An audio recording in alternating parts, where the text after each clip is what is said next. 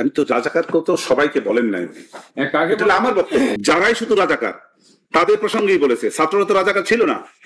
এই যুগে এসে কয়জন রাজাকার আছে? এই যুগে এসে রাজাকার আছে কয়জন? রাজাকার তো বেশিরভাগই মরে গেছে। রাজাকার নাতিপুতির প্রসঙ্গে মাই লর্ডশিপ যখন প্রশ্ন উঠছে, আমার বক্তব্য হলো এই, আমি সাক্ষীদেরকে, যারা আন্দোলনকারী হিসেবে মাননীয় ট্রাইব্যুনালে সব সাক্ষী এসছে, প্রায় সব সাক্ষীকে আমি জিজ্ঞাসা করেছি, তারা এই জিনিসটা প্রাইম মিনিস্টারের বক্তব্যটা বুঝতে ভুল করেছে। রাজাকারের প্রতি যে ঘৃণা মাননীয় প্রাইম মিনিস্টার, সেখানেও আসতেছি আমি। ওরা বিষয়টা দাঁড়ালো এইখানে যে রাজাকারের নাতিপুতিরা পাবে, মুক্তিযোদ্ধার সন্তানরা পাবে না।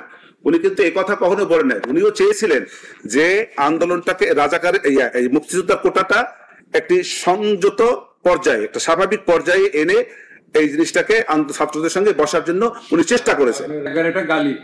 গালি হয়ে গিয়েছে তো, রাজাকার তো একটা গালি হয়ে গিয়েছে। প্রেক্ষাপটটা কোন জায়গায় আসছে গালিটা? রাজাকার ৭২ রাজাকার না, রাজাকার শব্দটা আসলো কেন? রাজাকার শব্দটা আসছে এই জন্য, যেহেতু মুক্তিযোদ্ধার প্রশ্ন আসছে, সেই জন্য বিপরীত রাজাকার আসছে।